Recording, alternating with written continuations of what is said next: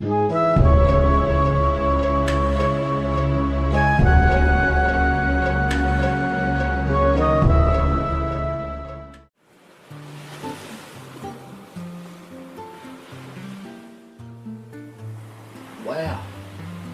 So this is StarTropics.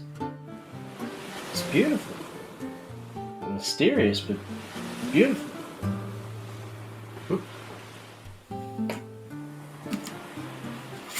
What's this?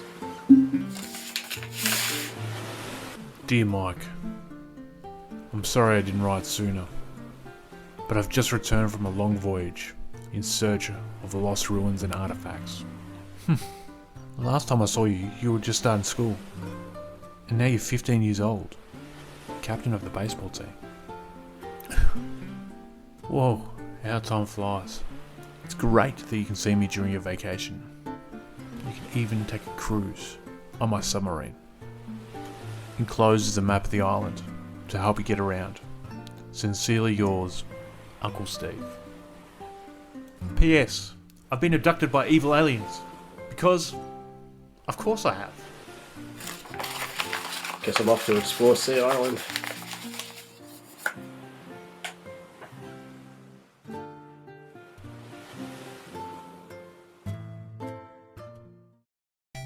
Released by Nintendo themselves in 1990, StarTropics is a rare example of a first-party Nintendo game that never actually released in Japan. Only Europe and America. Step into the shoes of Mike Jones, a teenage star pitcher from Seattle who has come to the tropics to investigate the disappearance of his famous archaeologist uncle, Dr. Jones. Dr. Jones the archaeologist, huh? Mike begins a perilous quest in order to rescue him and figure out the mysterious plot behind his disappearance. StarTropics starts out just like any other RPG of the time, like Final Fantasy or Dragon Quest. It's broken up into chapters, and back in the 8-bit days, that felt extra epic. You make your way to the villages and talk to the townspeople to glean any information they may have on what you need to do and where you need to go. This game is fairly unique in its gameplay mechanics, as you have an overworld to traverse to get from A to B, sometimes finding secret routes that can contain upgrades. I love me a good overworld. In fact, at the beginning of Chapter 2, you will receive a submarine and gain free roam of the ocean, briefly. It's a liberating feeling after the dungeons beforehand. Now, circling back to the dungeons for a sec, this is where the main gameplay is, consisting of item collecting, battling, tile-based platforming, and boss fights. Most rooms require you to kill all the enemies, or sometimes find a hidden switch and press on it to continue. Mike's primary weapon of choice is the trusty yo-yo, but there are other weapons available throughout your journey, such as baseball bats, laser guns, and even magic mirrors. On visuals and music, I love the look of this game. It's crisp, with bright sprites and colours, but then again, it is a Nintendo-developed game, so that's to be expected. Also, I've got to give a special shout out to the cover art. It's so imaginative, and it reminds me of the wonderful Atari artwork from back in the day. As for the music, I also adore it. It's wonderfully catchy, and even a bit mysterious at times.